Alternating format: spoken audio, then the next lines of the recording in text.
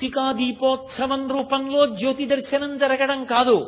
ఎన్నో జ్యోతులు, ఎందరో గురువులు, ఎందరో ఆచార్య పురుషులు, ఎందరో మహాపురుషులు అరుణాచలమనబడేటటువంటి ఆ పరమశివుని చేత ఆకర్షింపబడి ఆ అరుణాచల పట్టణ ప్రవేశం చేసి అక్కడ నివాసం చేసి మనందరినీ కూడా ఎంతో గొప్పగా అనుగ్రహించారు.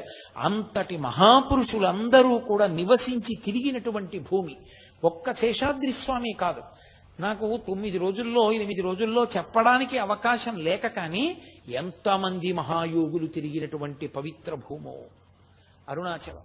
అటువంటి పవిత్ర భూమిలో ప్రదక్షిణం చెయ్యడం, అటువంటి చోట అరుణాచలేశ్వరుణ్ణి దర్శనం చేయడం, అటువంటి సిద్ధ పురుషులు జ్యోతిస్వరూపాలుగా ఉంటారు అని ఉంటారు ఏమి ఇప్పటికీ ఎందరో నమ్ముతారు. అందున శేషాద్రి స్వామి ఆశ్రమంలో ఉన్నటువంటి దక్షిణామూర్తి విగ్రహాన్ని చూసి తీరాలి. అంత అద్భుతంగా ఉంటుంది.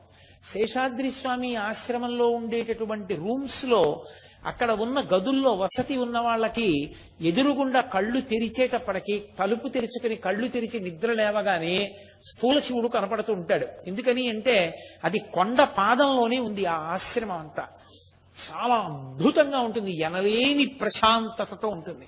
కాబట్టి చక్కగా శేషాద్రి స్వామి ఆశ్రమాన్ని మీ అందరూ కూడా అరుణాచలం వెళ్ళినప్పుడు దర్శనం చేసుకోండి. అటువంటి మహాపురుషుని యొక్క అనుగ్రహం మనందరికీ కలగాలి అని ఆ అరుణాచలేశ్వరుణ్ణి, అపితకుచాంబని, కామాక్షి పరదేవతని ప్రార్థన చేద్దాం. అసలు అరుణాచలము అంటే దానికి మారుపేరుగా వచ్చేసినటువంటి వారు అంత గొప్పగా అరుణాచలంతో అవినాభావ సంబంధం ఏర్పడిపోయినటువంటి వారు భగవాన్ రమణులు.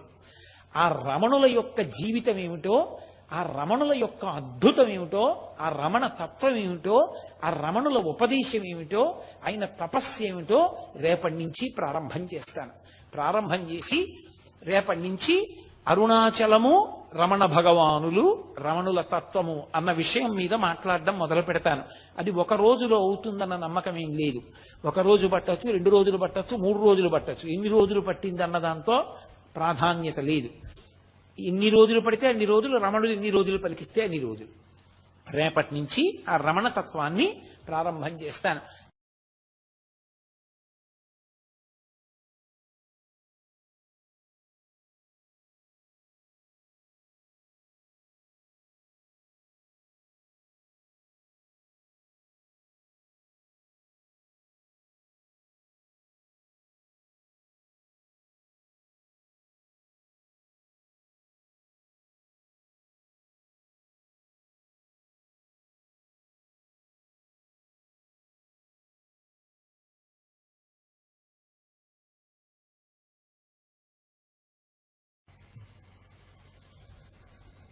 నేను మీతో నిన్న మనవి చేశాను,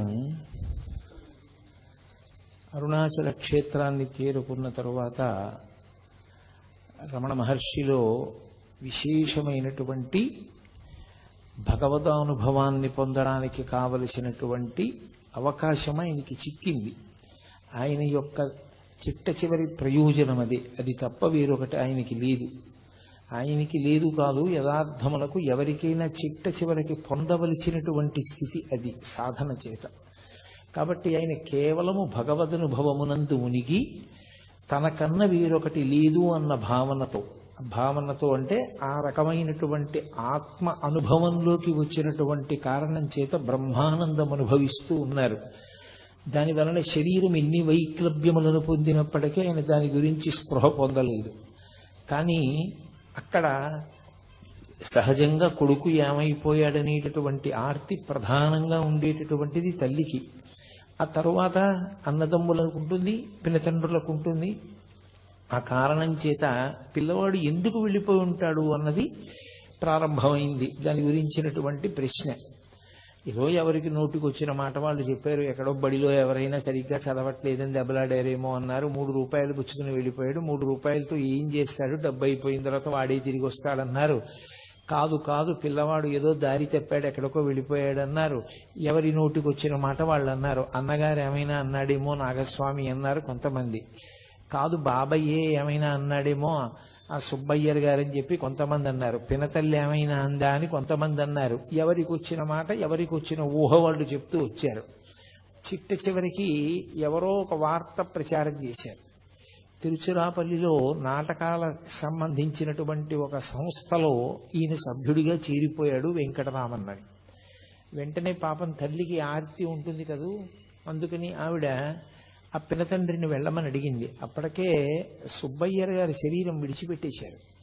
ఆ మిగిలినటువంటి నెల్లియప్పయ్యర్ గారు వెంటనే బయలుదేరి అక్కడ భోగట్టా చేసి వస్తే మనిషిని పోలిన మనిషి ఉంటాడు. దూరం నుంచి చూస్తే అచ్చు వెంకటరామన్ ఎలా ఉంటాడో, వెంకటరామన్ అంటే పూర్వాశ్రమంలో భగవాన్ రమణులు అనుకోండి. నిజానికి ఆయన శాస్త్రీయ సన్యాసము అని ఏమీ స్వీకరించలేదు. అరుణాచలానికి 24 కిలోమీటర్ల పరిధిలో దీక్షానియములేమీ లేవు కనుక ఆయన ఎలా బయలుదేరాలో అలాగే కూర్చుండిపోయారు. ఒక కౌపీన ధారణం ఒకటే చేశారంతే.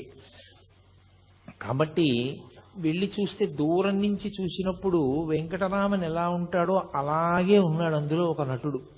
అయ్యో వీడు మన పిల్లవాడు కాదని తిరిగి వచ్చారు. కాలం గడిచిపోతోంది, కాలం నిలబడుతుందా? ఎవరి కోసం నిలబడుతుంది? కాలోహి బలవాన్ కర్త సతతం సుఖదుఃఖయోహో నరాణం పరతంత్రాణం పుణ్యపాపానుయోగత అంటాడు వ్యాసుడు. కాలం నడిచి వెళ్ళిపోతూ ఉంటుంది. ఆ నడిచి వెళ్ళిపోతున్నప్పుడు అలగమ్మగారు మెల్లిగా మనసు దిటవు చేసుకుంది. ఏ కారణం చేత? పరమేశ్వరుడు ఒక చోట దుఃఖాన్ని ఇస్తే ఒక చోట సుఖాన్ని ఇస్తాడు. ద్వంద్వములకు వశులమైపోయినటువంటి మనందరికీ ఎక్కడో ఒక చోట మనసుకి ప్రీతి కలిగిన చోట సేద తీరుతాం, మనసుకు బాధ కలిగిన చోట డసిపోతుంటాం. ఒక కొడుకు వెళ్ళిపోయాడే అని ఆవిడ బాధపడ్డారు. ఉన్న నాగస్వామికి ఓ ఉద్యోగం వచ్చింది సబ్ రిజిస్ట్రార్ ఆఫీస్లో. కోడలు కాపరానికి వచ్చింది. ఏదో కొడుకు కోడలు కాపరం చూసుకుని ఆవిడ సంతోషపడిపోతున్నారు. అలగమ్మ గారి వైపు నుంచి చూస్తే ఒకలా ఉంటుంది విషయం, భగవాన్ రమణుల వైపు నుంచి చూస్తే ఒకేలా ఉంటుంది. ఒకలా కాదు, ఒకేలా. ఇంకొక మార్పు ఉండదు. ఆయన ఎప్పుడూ ఆత్మయందు రమిస్తూ ఉంటారు. కాబట్టి ఒక రోజున వీళ్ళందరూ కూర్చుని ఉండగా ఎవరో పరిగెత్తుకొచ్చాడు. వచ్చి తిరువణ్ణామలైలో ఒక మామిడి తోపులో ఒక పిల్లవాడు చాలా గొప్ప స్థితిని పొందేట. అతను ఇప్పుడు విశేష ప్రచారాన్ని పొందాడు.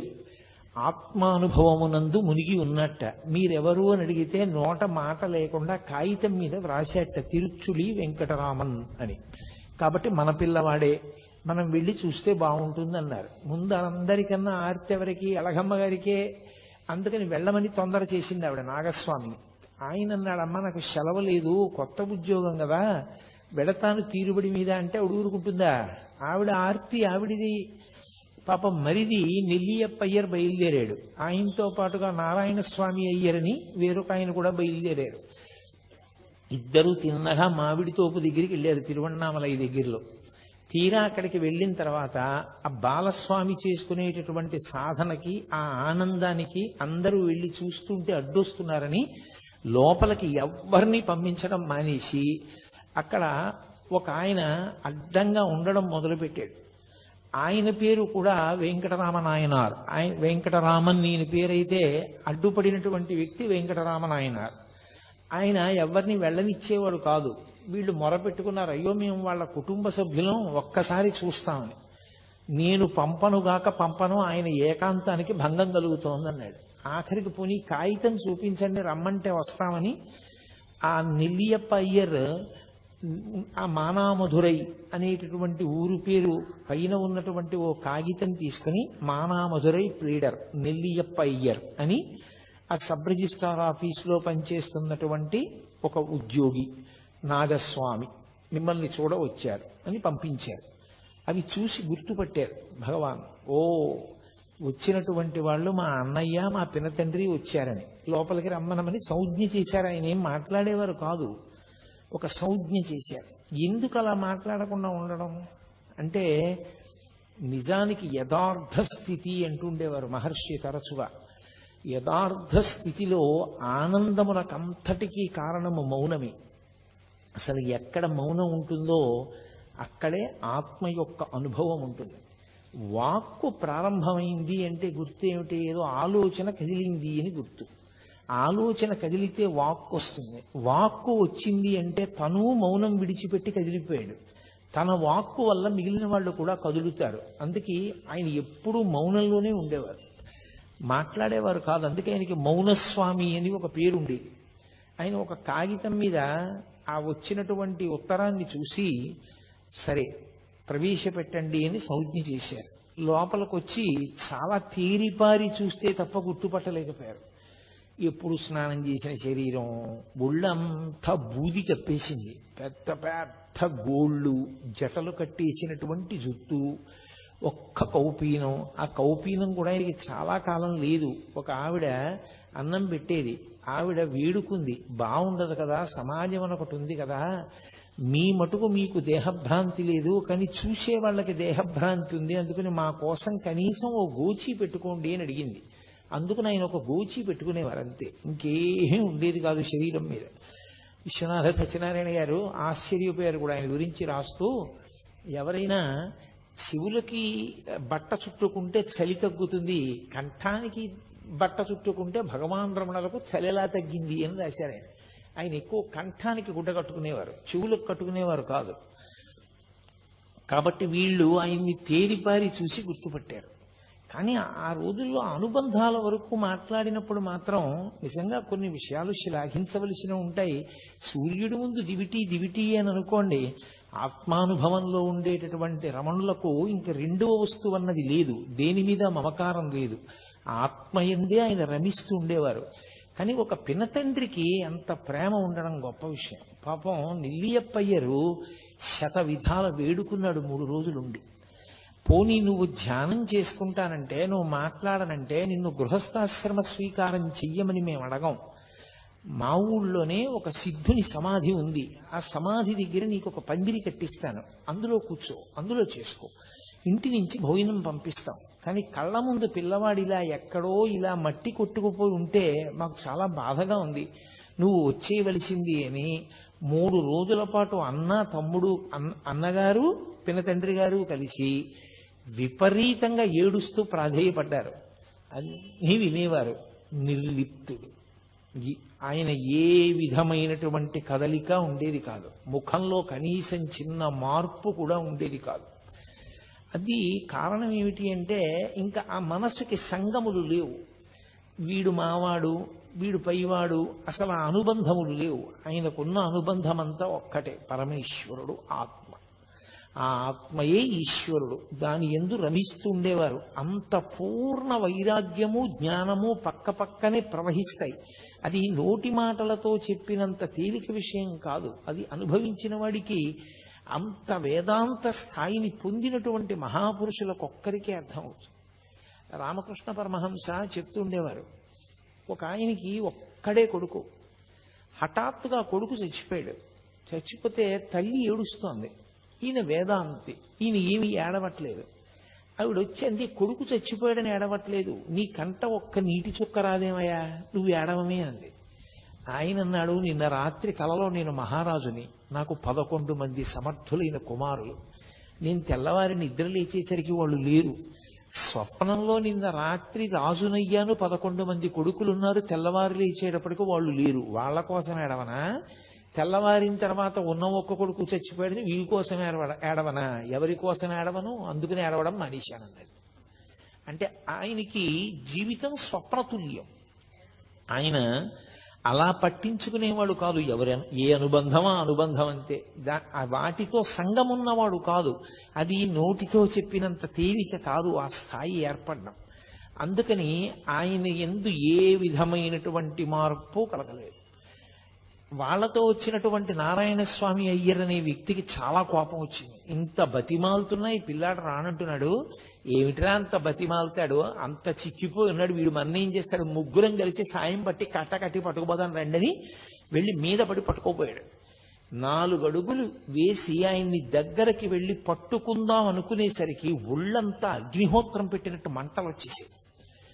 అప్పుడు అర్థమైంది ఆయన ఏ స్థాయిని పొంది ఉన్నారో. ఆయనను అలా బంధీకృతుణ్ణి చేయడం, ఆయన్ని తీసుకెళ్లడం సాధ్యం కాదు. ఆయన ఒక ఆత్మగా నిలబడి ఉన్నారు.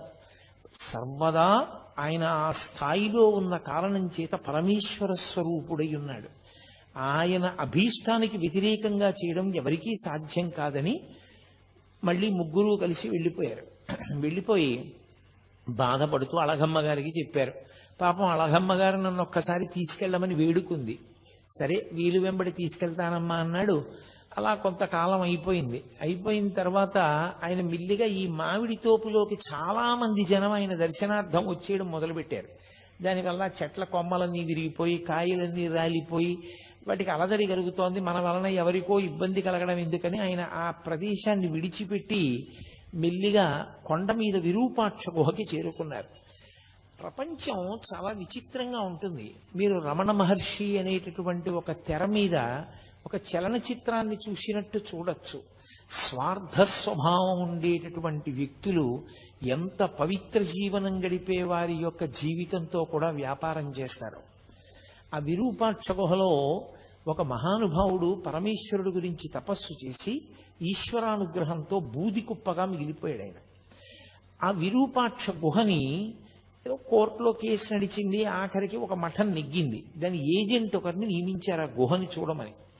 మీలో ఎవరైనా విరూపాక్ష గుహ చూశారో లేదో నాకు తెలియదు. ఆ గుహకి ఒక ప్రత్యేకత ఉంది. అరుణాచల పర్వతం నుంచి గాలి వీసినప్పుడు ఆ గుహలోకి గాలి ప్రవేశిస్తే ఓంకారం వినపడుతుంది, ప్రణవం. అది చాలా గొప్ప గుహ ఆ అరుణాచలంలో. అటువంటి గుహలో రమణ మహర్షి కూర్చుని తపస్సు చేసుకుంటూ ఉండేవారు. తపస్సు అన్న మాటకి నేను మీతో 1కి 10 మార్లు చెప్పాను. ఆయన బ్రహ్మానందానుభవమే తప్ప తపస్సు అని అనడానికి ఏం లేదు. కాబట్టి ఆయన ఆ గుహలో ఉంటూ ఉండేవారు. చాలా మంది కొండ ఎక్కి గుహలో ఉన్న రమణుల దర్శనానికి వస్తూ ఉండేవారు. ఇతను మిల్లిగా ఏం చేశాడంటే అది విరూపాక్ష గుహ చూడడానికి వస్తున్నారు అని పేరు పెట్టి టిక్కెట్టు పెట్టి డబ్బు వసూలు చేసుకోవడం మొదలుపెట్టాడు. చాలా మంది పాపం రమణ మహర్షిని చూడాలనుకున్న వారు డబ్బు కట్టి లోపలికి వెళ్ళి చూసి వస్తుండేవారు. ఇతనంతా ఏమని ప్రచారం చేశాడంటే లోపల కూర్చున్న రమణుల గొప్ప కాదు, విరూపాక్ష గుహ గొప్ప, గుహ చూడడానికి వస్తున్నారనేవాడు. ఇది భగవాన్కి తెలిసింది. తెలిసి ఆయన మెల్లిగా దాని మించి దిగిపోయి వేరే ఎదురుగుండా ఉన్నటువంటి మామిడి చెట్టు గుహనో గుహ, ఆ చెట్టు తొర్ర ఉన్న గుహలోకి వెళ్ళిపోయారు. వెళ్ళిపోయినా ఇతను ఏం చేశాడంటే రోడ్డు కింద మార్గంలో కాపు కాసి వెళ్ళేటటువంటి వాళ్ళందరి దగ్గర అక్కడే వసూలు చేసేసుకుంటూ ఉండేవాడు డబ్బు. అరేదే నిష్కారణంగా నా కోసం వస్తున్న వాళ్ళందరూ ఇంత ఇబ్బంది పడి డబ్బు కట్టవలసి వస్తోందని అక్కడి నుంచి బయలుదేరి భగవాన్ కిందకి వెళ్ళిపోయారు. వెళ్ళిపోయి కొండ పాదంలో ఉండేటటువంటి అరుణగిరినాథర్ దేవాలయంలో కొంతకాలం ఉన్నారు. ఎంత విచిత్రంగా ఉంటుందంటే ప్రపంచం. ఆ తర్వాత ఏదో తప్పు తెలుసుకున్నాడు, పొరపాటు అయిపోయిందన్నాడు, విరూపాక్ష గుహలోనే ఉండమన్నాడు. మళ్ళీ రమణ మహర్షి విరూపాక్ష గుహలోకే వెళ్ళారు. ఒంటి మీద ఉన్న బట్ట మారిస్తేను బట్ట రంగు మారిస్తేను లోపల ఉన్న బుద్ధులు ఎక్కడికి పోతాయి? బట్ట మారిస్తే బుద్ధి పోతుందా? బట్ట రంగు మారితే బుద్ధి పోతుందా? సన్యాసులమని పేరు చెప్పుకొని కాషాయం కట్టుకుని తిరిగేటటువంటి ప్రబుద్ధులు కొందరు అరుణాచల పర్వతం మీద ఉండేవారు ఆ రోజుల్లో. వాళ్ళకి రమణ మహర్షి మీద అపారమైనటువంటి కక్ష.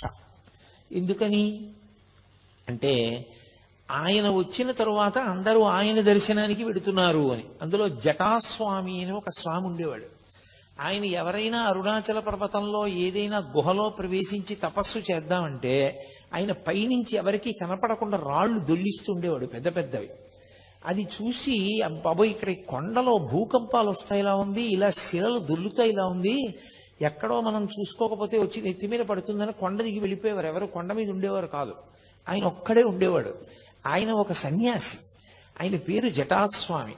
ఎందుకు ఆయనకి ఆ పని అంటే దానికి అర్థం లేదు. అదొక స్వార్థం. అరుణాచల పర్వతం మీద తాను తప్ప ఎవరూ ఉండకూడదు. ఒకసారి రమణ మహర్షి రాళ్లు ఎక్కడి నుంచి పడుతున్నాయో గమనించి అతని ఊహకు అందడానికి వీలు లేకుండా వేరొక వైపు నుంచి కొండ ఎక్కి అతను రాళ్లు దొల్లిస్తుంటే పట్టుకున్నారు. పట్టుకుంటే రాళ్లు దొల్లిస్తున్నవాడు రమణ మహర్షిని చూసి సిగ్గుపడాలి. అతను సిగ్గుపడలేదు. అరగంట సేపు నవ్వాడు. అరగంట సేపు నవ్వి పెద్ద వికటాట్టహాసం చేసి వెళ్ళిపోయాడు. కానీ మీరు ఒక్క విషయం గమనిస్తూ ఉండాలి. రమణులు ఉదాసీనులు. ఆయన పక్కన మీకు ఇటువంటి వ్యక్తులందరూ కనపడుతుంటారు. ఆయనకి దేనితో సంబంధం లేదు. వీడు ఇటువంటి వాడు వాడు అటువంటి వాడు అన్న మాట ఆయన ఏమనరు. ఆయన ఎప్పుడైనా ఎవరికైనా చెప్తే అసలు నోరు విప్పి చెప్తే ఒక్క మంచి మాట, ఇలా ఎందుకు చేస్తావు తప్పు కదూ అంతే. దానికి అరగంట నవ్వాడు అతను. నిజంగా ఆ మాట ఆయన అన్నందుకు, చెయ్యి పట్టుకున్నందుకు మార్పు రావాలి. రాలేదు సరికదా, అరగంట సేపు నవ్వి కొండ దిగి వెళ్ళిపోయాడు. ఎంత చిత్ర విచిత్రమైనటువంటి వ్యక్తులు ప్రపంచంలో ఉంటారో. ఆయన నా కోసం ఇంతమంది వస్తారని కానీ, నేను విరూపాక్ష గుహలో తపస్సు చేస్తున్నానని కానీ, నేను బ్రహ్మానందం అనుభవించేవాడిని కానీ, నేను వీడిని పట్టుకున్నానని కానీ, వీడి గురించి 10 మందికి చెప్దామని కానీ ఆయనకి ఏమీ ఉండదు. ఎప్పుడు నిస్సంగంగా దేనితో సంబంధం లేకుండా ఆయన ఈ లోకాన్నంతటినీ కూడా ఏదో ఒక సినిమా చూసేటటువంటి వ్యక్తి ఎలా చూస్తాడో అలా ఉండేవాడు. ఆయన అనుభవం అంతా ఆత్మతోటే. ఇవన్నీ గుణసంగము వలన ఇలా ప్రవర్తిస్తూ ఉంటారు అన్నట్లుగా చూస్తుండేవారంతే. అందుకే పరమ ఉదాసీనుడు. ఒక వేదాంతికి ఆత్మని అనుభవించినటువంటి మహాపురుషులకు ఉండేటటువంటి ఆ ఉదాసీనత ఏది ఉంటుందో దాని రాశీభూతమే రమణ మహర్షి. అందుకే ఆయన దేనికి విచలితుడవడం కానీ, ప్రతిస్పందించడం కానీ, దాన్ని బట్టి ఆయన మనసు వ్యగ్రత పొందడం కానీ, లేకపోతే ప్రసన్నం అవ్వడం కానీ, హావభావాలు మారడం కానీ, మాటలో వ్యగ్రత కానీ, మాటలో భయం కానీ ఏమీ ఉండేవి. ఎప్పుడూ ఒక్కలాగే ఉండేవారు. కానీ రకరకాల వ్యక్తులు మాత్రం ఆయనని గౌరవించిన వాళ్ళు ఉన్నారు, పూజించిన వాళ్ళు ఉన్నారు, నమస్కరించిన వాళ్ళు ఉన్నారు, మాట్లాడిన వాళ్ళు ఉన్నారు, పుస్తకాలు రాసిన వాళ్ళు ఉన్నారు, వాదన చేద్దామని వచ్చిన వాళ్ళు ఉన్నారు, ఆయన్ని తప్పు పట్టుకోవాలనుకున్న వాళ్ళు ఉన్నారు, ఆయన్ని గౌరవించాలనుకున్న వాళ్ళు ఉన్నారు, ఆయన పనికి మాలిన వాడిని నిరూపించాలని ప్రయత్నం చేసిన ధూర్తులు కూడా ఉన్నారు. ఆయన మాత్రం పరమ ఉదాసీనుడు. ఇవేవి ఆయన మనసులోకి ఎక్కవు. నిర్లిప్తంగా ఉంటారు. ఎప్పుడూ ఎవ్వరి మీద ఎక్కడ ఏ చాడీ చెప్పరు. చిత్రం ఏమిటంటే, అంతటి మహానుభావుడు ఆ గుహలో కూర్చుని ఉండగా బాలానంద స్వామి అని ఒక ఆయన బయలుదేరాడు అరుణాచల పర్వతం మీద. ఆయన కొండ ఎక్కి వచ్చే వాళ్ళందరితో మాట చెప్తుండేవాడు. ఆయనకి ఆ విరూపాక్ష గుహలో ఉన్న ఆయనకి నేనే ఉపదేశం చేశాను, నేనే శక్తినిచ్చి ఆ స్థాయికి తీసుకొచ్చాను, నా శిష్యుడే అంటుండేవారు. ఆయన ఎలాగో మాట్లాడరుగా. అందరూ తీసుకొచ్చి అక్కడ పలహారాలు పెడితే ఆయన్ని తినమని రమణుల్ని ఇతను తీసుకొచ్చి ఏదో కొంచెం పలహారం అక్కడ పెట్టి, నాన్న చాలా అలిసిపోయావు, కొంచెం తిను, ఇలా అయితే సాధన ఎలా నడుస్తుంది, తినాలి అంటుండేవాడు. అందరూ వెళ్ళిపోయిన తర్వాత వీలైతే ఇవన్నీ మూట కట్టేసుకుని, నీ సొమ్ము ఏం పోయింది, నువ్వు ఎలాగో మాట్లాడవు కదా, నీకు గురువునని చెప్పుకుంటున్నాను, నాకు తోచింది సంపాదించుకుంటున్నాను, నువ్వు అలా కూర్చో, మాట్లాడకు, ఏమీ అనద్దు. ఆయన మీ గురువా అన్నా మాట్లాడద్దు, నువ్వు ఆయన శిష్యుడువా అన్నా మాట్లాడద్దు, అలా ఉంటుండు, నేను డబ్బు సంపాదించుకుంటాను అని. అతను ఎవరు? ఎందుకు అతనికి డబ్బు సంపాదన? లోకంలో ఎంత చిత్ర విచిత్రమైనటువంటి మనస్తత్వాలు ఉన్న వాళ్ళందరూ ఆ కొండ మీదకి చేరారో చూడండి. వీళ్ళందరూ అన్నీ విడిచిపెట్టిన వాళ్ళలా కనపడ్డవాళ్లే. కానీ అసలు నిజంగా అన్నీ విడిచిపెట్టినటువంటి నిస్సంగి, అన్నీ విడిచిపెట్టిన వారు, మనసులో దేనితో సంగము లేనివారు, నువ్వు ఇలా ఎందుకు ప్రవర్తిస్తావు అని తన దగ్గరికి వచ్చిన వాళ్ళతో, ఈయన నాకు గురువు కాడు, ఈయన అలా మాట్లాడుతున్నాడు తప్పు, అన్నీ ఉత్తిది అని చెప్పడం కానీ ఏమీ లేదు. పోన ఆయన చెప్పినప్పుడు ముఖంలో మార్పు ఉండదు. ఆయన వచ్చి అలా నటిస్తున్నప్పుడు అలా చూస్తూ ఉంటారంతే, ఏమీ మార్పు ఉండదు. అది ఎలా ఉంటుందంటే, అది ఒక రకమైనటువంటి మనోభావన, అదొక గుణసంగం చేత ఏర్పడిన స్థితి. ఆయన మనం సినిమా చూసినట్టు చూస్తారు. అంటే మీకు ఇది అలా ఎలా ఉంటుందంటే అని అనుమానం రావచ్చు. నేను ఒకే ఒక్క ఉదాహరణ చెప్పగలనంతే. మనం సినిమాకి వెళ్ళాం అనుకోండి, 50 రూపాయలు పెట్టి టికెట్ కొనుక్కుని, మన కళ్ళెదురుగుండానే కథానాయకుడిని ప్రతినాయకుడు వచ్చి కత్తి పెట్టి పొడిచేస్తాడు గుండెల్లో. ఓహో, నెత్తురు ధార కింద కారిపోతూ ఉంటుంది, కింద పడి తన్నుకుంటూ ఉంటాడు. వచ్చిన వాళ్ళందరూ కర్రలతో కొట్టేసి ఆయన స్పృహ తప్పి పడిపోయి దెబ్బలు తగిలి నెత్తురు ఓడిపోతుంటే వాళ్ళు వెళ్ళిపోతారు. ఆయన చచ్చిపోయినట్టే పడుంటాడు. గుండెలు నలిపేసినట్టు ఉంటుంది. ఎంత బాధగా ఉంటుందో ఏమిటో, అంత క్రూరంగా అలా కొట్టేశారు, అలా పొడిచేశారు కత్తులతో అని.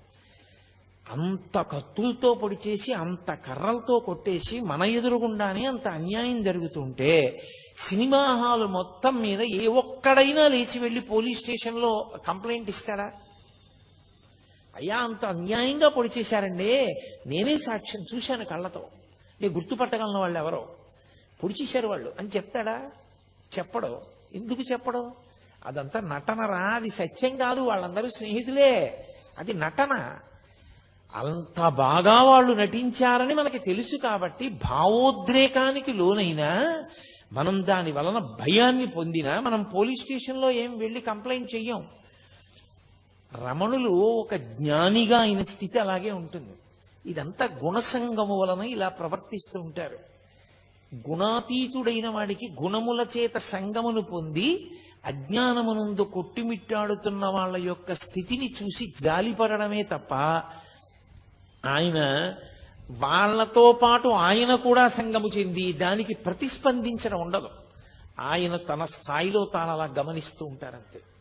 అందుకని నిశ్శబ్దంగా చూస్తూ ఉండేవారు. అది ఒక జ్ఞానికి ఉండవలసినటువంటి లక్షణం. అంతటి ఉదాసీనత ఏర్పడాలి. అదే అంటాడు భగవద్గీతలో, గీతాచార్యుడు అంటాడు, నాకు అంత ప్రియమైన వాడెవరో తెలుసా? తుల్య నిందా స్తుతిర్మౌని సంతుష్టో ఎనకేనచిత్ అనికేత స్థిరమతి భక్తిమాన్మే ప్రియో నరః అంటాడు. భక్తి అంటే ఇన్ని తులసి దళాలు ఇన్ని మారేడు దళాలు చెట్టి పూజ చేసిన వాడు అని చెప్పలేదు గీతాచార్యుడు. తుల్య నిందా స్తుతిర్మౌని, మౌనముగా ఉండి లోపల ఏ వికారము లేకుండా పొగిడినప్పుడు తెగిడినప్పుడు ఒక్కలా ఉండగలిగిన వాడు. ఈ బాలానంద స్వామి విరూపాక్ష గుహలో చేరి నానా అల్లరి మొదలుపెట్టాడు. వచ్చిన వాళ్ళందరినీ దబాయించడం. ఆయన మాట్లాడరు కదా అని తనకి లొంగిపోయినవాడు, తనకి వశుడైపోయినవాడు, తనంటే భయపడిపోతున్నాడని ఆయన అనుకున్నాడు తప్ప ఆయన ఏ విధమైన ప్రతిస్పందన ఆయన ఎందు లేదు. ఆయన కేవలము మౌనంలో తనలో తాను రమిస్తూ ఉన్నటువంటి వ్యక్తి అన్న ఆయన స్థాయిని అర్థం చేసుకోలేకపోయాడు. అర్థం చేసుకోలేక ఎంత దుర్మార్గమైన స్థితికి వెళ్ళిపోయాడంటే, మహాత్ముల జీవితాలు పువ్వులు పరిచినటువంటి పట్టలు కావు. ఎన్ని కష్టాలు పడ్డారు.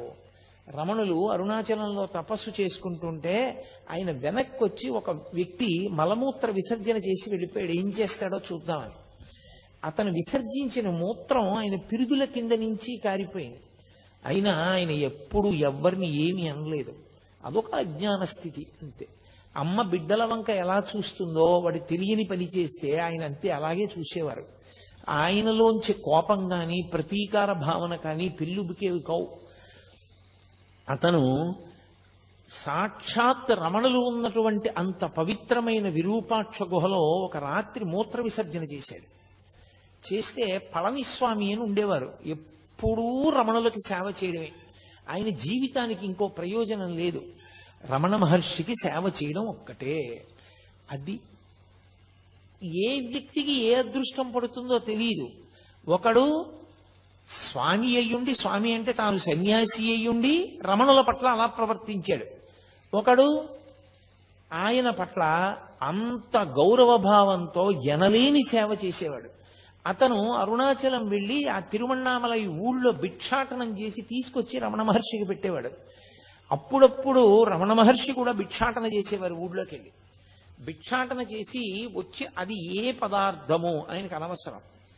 ఆ పదార్థం చేతిలో పడగానే నవ్వుకుంటూ దాన్ని నడుస్తూ తినేవారు.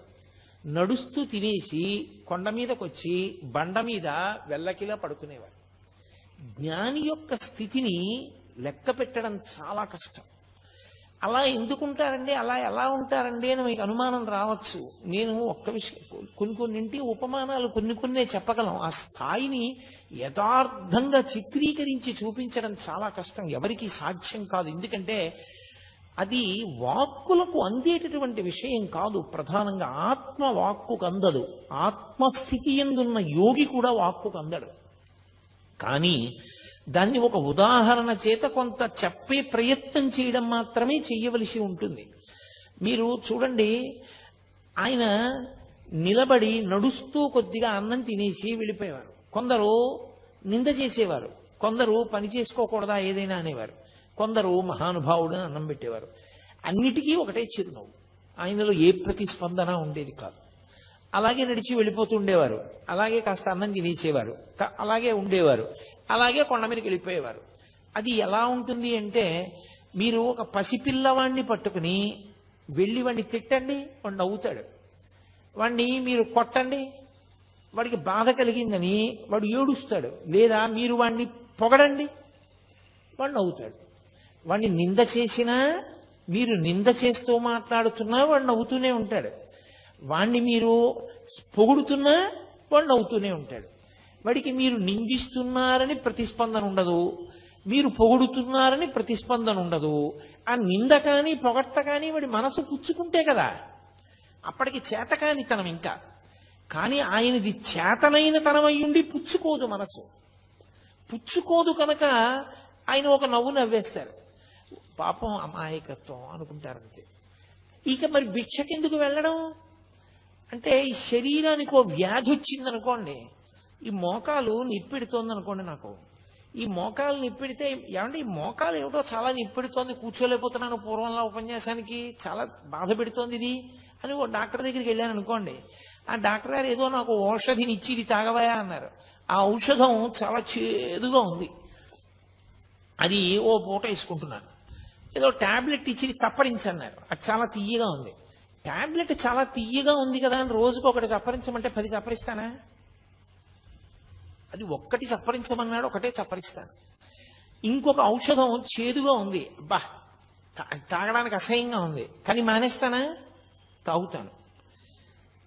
జ్ఞాని దృష్టిలో ఆకలి ఈ శరీరానికి ఒక రోగం.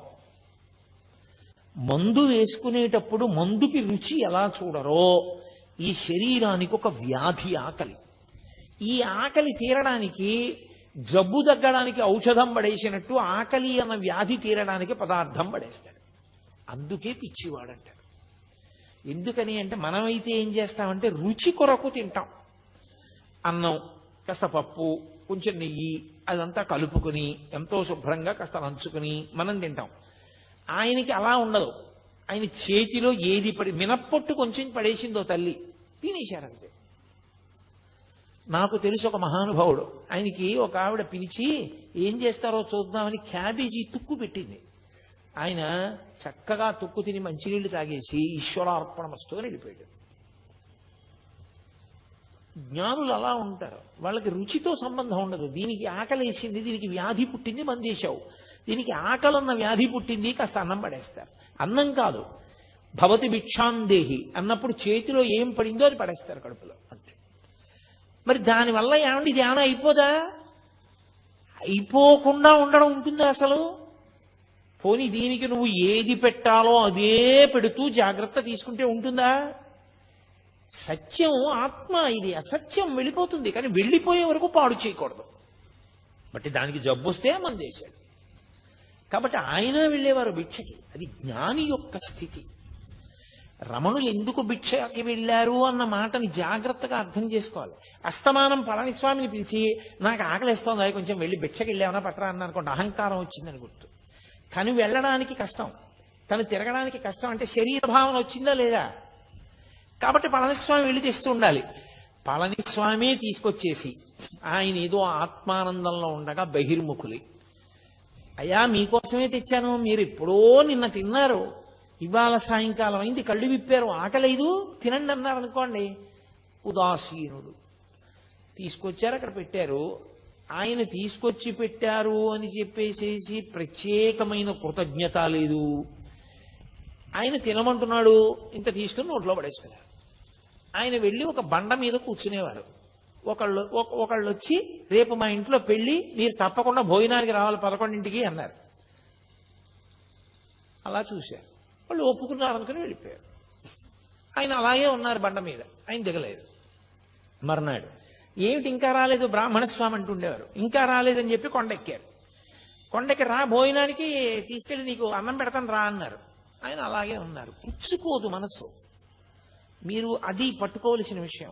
మనసు పుచ్చుకుంటే ప్రతిస్పందన, మనసు పుచ్చుకోలేదనుకోండి స్పందన ఉండదు. మీకు ఎలా చెప్పాలని ఇంకా బాగా అర్థమయ్యేటట్టు చెప్పాలంటే, ఇప్పుడు నేను ఇలా కూర్చుని ఉండగా మీరు వచ్చి నన్ను ధూర్తతనంతో ఏదైనా అనకూడని మాట అన్నారనుకోండి, నేను వెంటనే మీకు బుద్ధి ఉందా లేదా? నేను ఎప్పుడైనా చేశానా అలాంటి పని? ఎందుకు అలా నింద చేస్తున్నారు అన్నాను అనుకోండి, ప్రతిస్పందించారు. నేను నిద్రపోతున్నప్పుడు మీరు వచ్చి నన్ను ధూర్తతనంతో మాట్లాడారనుకోండి, నేనేమన్నా అంటానా? అప్పుడు నా మనసు లేదు, ఆత్మలో లయమైపోయింది. మనసు పుచ్చుకోదు. మనసు ఆత్మయందు లయమై ఉండగా అది ప్రతిస్పందించదు. అది మనకి అజ్ఞానంతో సుషుప్తిలో లయమవుతుంది. ఆయనకి జ్ఞానము చేత జాగృతి యందు లయిస్తుంది. అదే తేడా. అది ఎలా జరుగుతుంది అంటే అనుభవం చేత తెలుసుకోవాలి తప్ప ఇంకా అంతకన్నా చెప్పడానికి వాక్కులు ఉండవు. కాబట్టి ఆత్మస్థితి అంటారు దాన్ని. అది వాక్కులకు అందదు. కాబట్టి వస్తానన్నావు, భోజనానికి రాలేదే, ఇది వీళ్ళ భావనలు, ఇవన్నీ వీళ్ళ ప్రతిస్పందనలు. అసలు ఆయన నిన్న విన్నది లేదు, లోపలికి వెళ్ళింది లేదు ఆ మాట, ఇప్పుడు చెప్పిన మాట వింటలేదు. ఆయన ఆత్మగా లోపల ఆనందంలో ఉన్నారు. ఆయన ఏమిటి అంత పిలిచిన పలకడి అంతసేపు నించుంటాను రెండని చంకల కింద చేతులేసి ఎత్తుకుపోయారు. ఎత్తుకుపోతే ఇలా పద్మాసనం వేసుకున్న వ్యక్తి పద్మాసనంతోనే లేచిపోయారు. ఆయన బలవంతంగా ఎత్తేసుకుని మోసుకుని పట్టుకుపోయారు. పట్టుకుపోయి ఓ కంచం దగ్గర పడేశారు. పడేసి తిను తిను తిను అని అరిచారు. ఆయన బహిర్ముఖులు అయ్యారు. ఓ తినమంటున్నారు. అన్నీ కలిపేసుకున్నారు. ఏదో 4 ముద్దలు తినేసి కూర్చోరు. ఎంతలో జారిపోతారో మీరు చెప్పలేరు. చాలా కష్టం. అది ఎలా ఉంటుంది అంటే చూడండి, విపరీతమైనటువంటి ప్రీతి భావన ఒక వస్తువు మీద మీకు ఉందనుకోండి, అపారమైన ప్రీతి భావన ఉందనుకోండి. ఒక ఉదాహరణ చెప్పాలంటే, నేను నా కొడుకంటే నాకు విపరీతమైన ప్రీతి అనుకోండి, నాకు అస్తమానం వాడు జ్ఞాపకానికి వస్తూ ఉంటాడు. ఏం చేస్తున్నా జ్ఞాపకానికి వస్తాడు. నేను ఆఫీసులో కూర్చుని ఇలా పెన్ తీశాను అనుకోండి, black pen, black refill pen సన్నగా రాస్తే వాడికి ఎంత ఇష్టం, వాడికి ఇలాంటి పెన్ను ఒకటి కొనెట్టే పెట్టాలి అనుకుంటాడు. అప్పుడు జారిపోయిందా లేదా? జారిపోయింది. కాసేపు ప్రీతి ఎక్కడుందో అక్కడికి జారుతుంది మనస్సు. ఆ మనసు అసలు పైకి ఉండడం దానికి ఇష్టం లేదనుకోండి, ఇంకా ఆ స్థితిని పొందేసింది అనుకోండి, అది ఆనందాన్ని తడువుకుంటూ ఆత్మలోకి జారిపోతుంటుంది. అందుకని ప్రతిస్పందనలు ఉండవు యోగికి. తప్ప జడమై కాదు, ఆత్మగా నిలిచి ఉన్నాడు కాబట్టి ప్రతిస్పందన పొందడు. అందుకే కరుస్తున్నా తెలియదు, చీమలు కుడుతున్నా తెలియదు, తేళ్లు కుడుతున్నా తెలియదు, ఒకరు నిందిస్తున్నా తెలియదు. ఒకవేళ నిజంగా ఆయన బాహ్యంలో ఉన్నారనుకోండి, నేను ఇందాక చెప్పానే, ఆ స్థితికి ఎదిగిపోయిన వ్యక్తి అవతల వారి అజ్ఞానాన్ని మన్నించేస్తాడు. పాపం ఏం తెలుసు, గుణసంగాన్ని పొందాడు, ద్వంద్వముల యందు ఉంటాడు. కాసేపు సుఖం అంటాడు, కాసేపు దుఃఖం అంటాడు, కాసేపు ప్రీతి అంటాడు, కాసేపు అప్రీతి అంటాడు, కాసేపు కామం అంటాడు, కాసేపు క్రోధం అంటాడు. ఏమిటో అలా తిరుగుతుంటాడు. కానీ వాడికి ఏం తెలుసు పాపం, స్థిరంగా నిల్చోవడం వాడికి చేత కాదు కదా అని జాలితో, మన మీద కారుణ్యంతో వారు అలాగే చూస్తారు తప్ప ప్రతిస్పందించారు. నిజంగా వాళ్ళు ప్రతిస్పందించడం మొదలు పెడితే మీరు ఒకటి లెక్కలోకి తీసుకోండి, మనవన్నీ అపరాధములే అవుతాయి. మనవన్నీ అపరాధములే. అప్పుడు వాళ్ళు ఎంతమందికి ఎన్ని శాపాలు ఇవ్వాల్సి ఉంటుంది? ఇవ్వలేరు. భగవంతుడు మన యొక్క దోషములను ఎలా మన్నిస్తాడో, బ్రహ్మవిద్ బ్రహ్మైవ భవతి అని బ్రహ్మమును తెలుసుకుని బ్రహ్మమైన వ్యక్తి కూడా దోషములను అలా మన్నించగలుగుతాడు. అందుకే మీరు చూడండి, భగవద్భక్తుల యొక్క హృదయం కన్న తల్లి హృదయంలా ఉంటుంది. వాళ్ళు సాధారణంగా ఎంత దోషం చేసిన వాడైనా క్షంతవ్యూహం అన్నాడు అనుకోండి, క్షమించేస్తారు. ఎంత తప్పు పని చేయనివ్వండి, దాన్ని మనసులో పెట్టుకోరు. దాని గురించి 10 మాటలు మాట్లాడే లక్షణం ఉండదు. ఎవరో జ్ఞాపకం చేస్తే జ్ఞాపకానికి రావాలేమో కానీ, లేకపోతే దాని పెద్ద మనసులో స్థానం ఉండదు, విడిచిపెట్టేస్తారు. వాళ్ళు మారాలను ఒక కోరిక పెట్టేస్తారు తప్ప, ఇలా అన్నాడు అలా అన్నాడు, లేకపోతే ఇలా చేశాడు అలా చేశాడు, దాన్ని పీక్కుంటూ ఉండడం, తవ్వుకుంటూ ఉండడం అలా ఉండదు. అది భక్తి పెరిగే కొద్దీ హృదయమునందు విశాలమైనటువంటి స్థితి ఏర్పడుతూ ఉంటుంది. అది ఒక జ్ఞానిగా నిలబడగలిగినప్పుడు భగవత్తత్వం ఎలా ప్రకాశిస్తుందో జ్ఞాని యొక్క తత్వం అలాగే ప్రకాశిస్తుంది. అందుకే బాలానంద స్వామి అన్ని ఆగడాలు చెయ్యగలిగాడు. ఆయన ఎంత ఎత్తులో ఉన్నారో ఈయన అంత కిందలో ఉన్నాడు.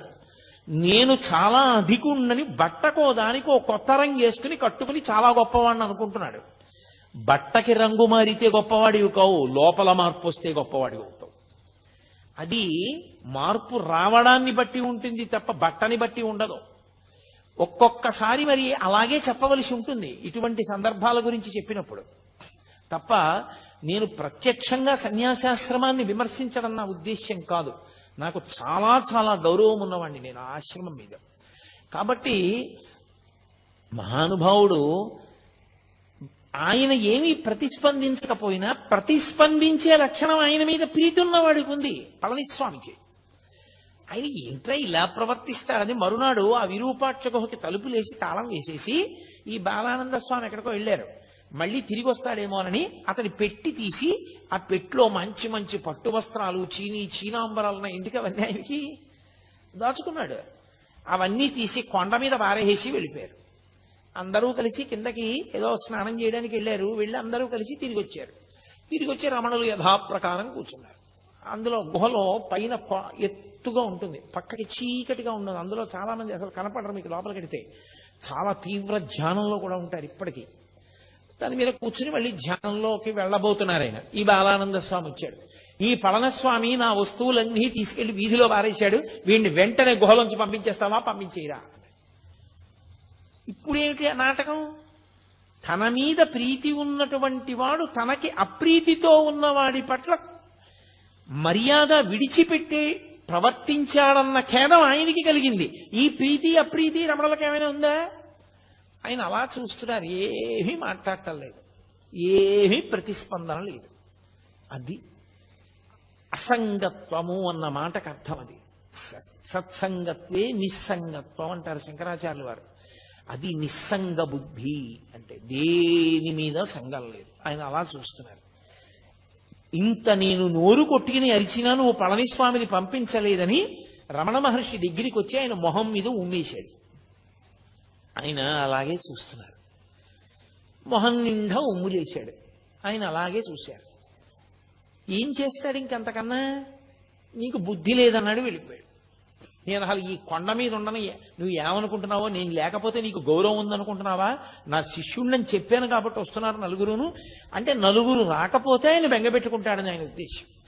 అసలు నిజమైనటువంటి భక్తుడు మనుష్యులకు ఎంత దూరంగా ఉందామా, ఎంత ప్రశాంతంగా ఉందామా అని వెంపర్లాడతాడు. భక్తిని అడ్డుపెట్టి పబ్లిసిటీలు కోరుకునే వాళ్ళు ఉంటారు. వాళ్ళు ఎంతమంది రావాలని కోరుకునేవాళ్ళు తప్ప నిజంగా భక్తితో ఉండాలనుకునేవాడు మౌనంగానో గ్రంథపఠనం చేసుకుంటూనో జపం చేసుకుంటూనో గడపాలి, ఏకాంతంగా ఉండాలని అభిలషిస్తాడు తప్ప ఆయనకి ఇంకొక కోరిక ఉండదు. అందుకే మీరు ఎప్పుడైనా గమనించండి, ఆ ఏకాంతంగా ఉండడానికి వాళ్ళకి రాజసౌధాలు అక్కర్లేదు, వాళ్ళకి ఏం అక్కర్లేదు. ఎవ్వరూ రాకుండా వడ్ల బస్తాలు పారేసే గది ఇచ్చి ఆ గదిలో కుర్చీ వేసి ఇక్కడ కూర్చొని చదువుకోవడం లైట్ వేసి తలిపేసి వెళ్ళిపోయారనుకోండి, వాళ్ళు అందులో హాయిగా కూర్చుంటారు. వాళ్ళకి కావలసింది ఏకాంతం తప్ప సౌకర్యములతోడి ఏకాంతం కాదు. అది ఆయన స్థితి, రమణులది. 10 మంది రాకపోతే బెంగ పెట్టుకుంటారా ఆయన అనుకుంటున్నాడు బాలానంద స్వామి. ఇది ఈయన స్థితి. ఎంత భేదం చూడండి. ఒక్క రమణ మహర్షి యొక్క జీవితాన్ని పరిశీలనం చేస్తే ఆత్మస్థితిని పొందినటువంటి యోగి ఎన్ని కష్టాలు అనుభవించవలసి ఉంటుందో ఆయన అర్థం చేసుకోలేని వాళ్ళు ఎంతమంది చుట్టూ చేరుతారో గమనిస్తే అది ఎంత కష్టమో. అసలు అలా నిలబడడం ఎంత కష్టపడి నిలబెట్టుకోవలసి ఉంటుంది. ఎందుకని? ఎక్కడైనా ప్రతిస్పందించారనుకోండి, నోటి వెంట ఏదైనా అన్నారో అయిపోతుందంతే, ఆ మాట పోయిందంతే, తపస్సంతా భగ్నమైపోయింది. అలా కానీ రాగద్వేషములకు వశులయ్యారా మళ్ళీ పునర్జన్మల్లోకి ఎడతారు. అందుకని ఎప్పుడూ ఆ స్థాయిలోనే నిలబడి ఉంటారు వాళ్ళు. ఉమ్ములేశాడు, వెళ్ళిపోయాడు, కిందకి వెళ్ళాడు, ఏదో రైలు ఎక్కాడు, వెళ్ళిపోతున్నాడు. ఈ కోపం మీద ఉన్నాడు కదూ, కోపానికి ఓ లక్షణం ఉంటుంది. అది ఎక్కడ నుంచో వస్తుందనుకుంటే తప్పు. కోపం వచ్చింది అంటారు. కోపం వచ్చింది అంటే ఎక్కడి నుంచో వచ్చి ఉండాలి. ఇప్పుడు కోటేశ్వరారు సభకు వచ్చారు అంటే ఎక్కడి నుంచో వచ్చాను నేను ఈ సభకి, కోపం వచ్చిందంటారు. కోపం బయట నుంచి లోపలికి రాదు, ఇక్కడే ఉంటుంది. ఉండేది అవకాశం కోసం ఎదురు చూస్తుంటుంది. అవకాశం వచ్చినప్పుడు పైకి లేచిందా అది క్రోధమూర్ఛిత అంటుంటారు వాల్మీకి మహర్షి. వశుణ్ణి చేసుకుంటుంది అందుకే క్రోధం ఆవహిస్తే ఉండే లక్షణం ఏమిటో తెలుసా? మొట్టమొదటి లక్షణం, నాలుక మీద అదుపు పోతుంది. మీరు ఏం మాట్లాడుతున్నారన్న దాని మీద అదుపు ఏమీ ఉండదు. ఇంకా అదుపు లేని మాట నోటి వెంట వస్తుంది. ఆలోచన చనిపోతుంది. అదుపు లేనంత వేగంతో నోటి వెంట మాటలు వస్తాయి. బాగా ప్రశాంతంగా ఉంటే విశేషమైన అదుపులో వాక్ ఉంటుంది. తక్కెట్లో పెట్టి ఆలోచించి మాట మాట్లాడతాడు. అంత ప్రశాంతంగా ఉంటాడు. ప్రశాంతతకి పూర్తి విరుద్ధం క్రోధం. అది ఒకసారి వచ్చిందనుకోండి, ఎంత వేగంగా వచ్చిందో అంత వేగంగా వెనక్కి వెళ్ళదు. అది పట్టుకుని ఉంటుంది, చాలాసేపు పట్టుకుని ఊపుతుంది. దానికి ఆ లక్షణం ఉంటుంది. అందుకే మీరు చూడండి, ఎవరి మీదో చాలా కోప్పడి చాలా దెబ్బలాడి వెళ్ళిపోతున్నాడు అనుకోండి, మోటార్ సైకిల్ మీద వెళ్ళిపోతుంటే స్పీడ్గా వెళ్ళిపోతూ ఇలా ఇలా అనుకుంటూ తనలో తానే ఏదో ఇలా అనేసుకుంటుంటాడు. అంటే అలా అంటాడా నన్ను, నేను ఇలా అనవలసింది, వాడికి సిగ్గు లేదు, నేను ఇలా అన్నాను, ఇంకా ఇలా కూడా అనవలసింది అని ఇంకా ఇంకా తను ఎవరితో దెబ్బలాడాడో వాడు తను ఎదురుగుండా ఉన్నాడు అనుకుని మనసులో ఊగిపోతుంటాడు ఆ క్రోధంతో. అప్పుడే ప్రమాదాలు జరుగుతాయి. ఎందుకని అంటే బాహ్యము మీద ఏ విధమైన నియంత్రణ ఉండదు, జారిపోతుంది. అది సమస్త ఉపద్రవములకు కారణం. అందుకే తన కోపమే తన శత్రువు, తన శాంతమే తనకు రక్షదయ చుట్టంబౌ అని చిన్నతనంలో నేర్పుతారు. క్రోధ క్రోధకృత్కర్త విశ్వబాహుర్ మహీధర అని విష్ణు సహస్రం. కాబట్టి ఆయన రైలు ఎక్కాడు బాలానంద స్వామి. ఎవరో అక్కడ కొంతమంది పిల్లలు కూర్చుని ఉన్నారు. ఆ కోపంతో అహంకారము క్రోధము రెండూ ఒకదాంతో ఒకటి కలిశాయనుకోండి, ఇక మీరు వాడిని పట్టుకోలేరు. ఇక వాడు ఎవరి మాట వినడం. నేనింత వాణ్ణి అని కోపం వచ్చిందనుకోండి, ఆ తర్వాత మాట్లాడేటప్పుడు కూడా వీడంతా పనికి మాలినవాడు, వీడన్నా వినాలి కదా నా మాట అంటాడు.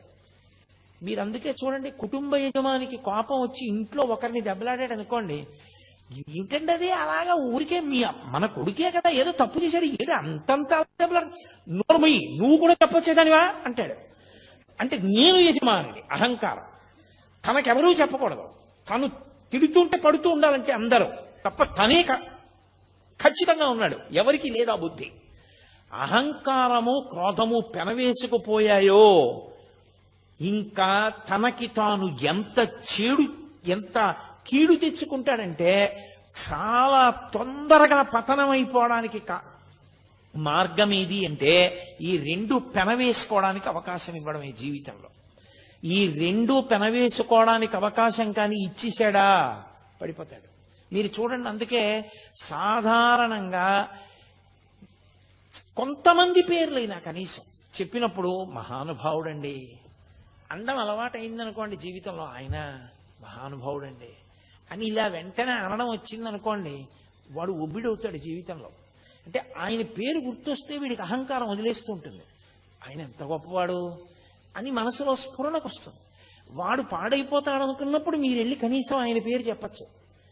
ఏమిరా ఇన్ని చెప్తావు, పరమాచార్య ఇలాగే చెప్పారా, పరమాచార్య ఇలాగే ప్రవర్తించమన్నారా అన్నారనుకోండి, వాడు వెంటనే నాదస్వరం ఊస్తే పాము తగ్గిపోయినట్టు తగ్గిపోతాడు ఆ పేరు వినపడేటప్పటికి. అసలు అహంకారమే పెరిగిపోయింది అనుకోండి, పూర్తిగా దాన్ని పాలు పోసి పోషించేశారనుకోండి. మీరు అందుకే కొంతమంది వ్యక్తుల్ని చూడండి, ఎవరి పేరు చెప్పండి ఏకవచన ప్రయోగం వాడా అంటాడంతే.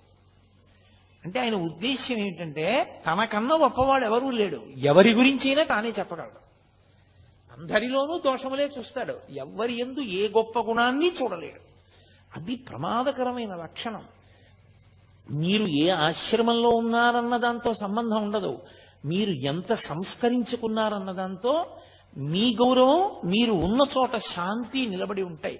అది లేనినాడు అటువంటి వ్యక్తిని మీరు ఎక్కడికి తీసుకెళ్లి పెట్టండి, అశాంతే తప్ప శాంతి నిలబడదు.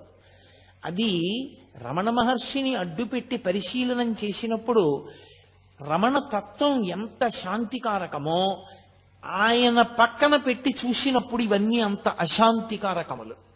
ఆ పిల్లల్ని పట్టుకొని ధూర్తతనంగా మాట్లాడాడు. రైల్లో ఎక్కిన తర్వాత ఇతనెవరో వాళ్ళకేం తెలుసు, వాళ్ళెవరో ఇతనికేం తెలుసు, నేనింత గొప్పవాడిని నేను అనుకుంటున్నాను కానీ వాడికి ఎలా తెలుస్తుంది నేను గొప్పవాడినో కాదో, తెలియదు కదా. అలా అనుకోవడానికి అవకాశం ఎక్కడ ఉంటుంది? అలా అనుకోకూడదు. అలా అనుకుంటే అసలు నువ్వు జీవితంలో ఇవ్వడలేవు. ఇవాళ రాత్రి సన్మానం అయింది, 150 పూలదండలు వేశారు. రేపు పొద్దున నీ కర్మకాలి రిజర్వేషన్ లేకుండా ప్రయాణం చేయాల్సి వచ్చింది. నువ్వు జనరల్ కంపార్ట్మెంట్ లో అవసరమైతే మరుగుదొడ్డి దగ్గర నిలబడాలంతే. నిన్ననే నాకు దండలేశారు, ఏమిటిది అందరూ నా మీద ఇలా పడిపోవడం, నాకు లేచి సీటు ఇవ్వద్దా అంటే అందరూ కలిపి నేను భోగిలోంచి కిందకి దోహేస్తారు. దీపం ఈ ఊళ్ళో నువ్వు ఎక్క రైలని, ఇక అంత గొప్పవాడు అయితే కారు ఎక్కవా, అంతేగాని ఏమి నువ్వు ఎక్కితే సీట్ ఎందుకు ఇస్తాను నీకంటారు. నువ్వు నీకు నేనింతవాణ్ణి అనుకున్నప్పుడు నువ్వు ఇమడలేవు. నువ్వు ఎక్కడున్నావో తెలుసుకోవడం నీకు అలవాటైన నాడు మహామహులంతటి వారు అవకాశం, సందర్భం, సమయం కలిసి రానప్పుడు సమయానికి అనుగుణంగా అలా ప్రవర్తించారు. రామచంద్ర ప్రభు అంతటి వాడు 14 ఏళ్ల అరణ్యవాసం చేశాడు. నేనెంతటి వాణ్ణి?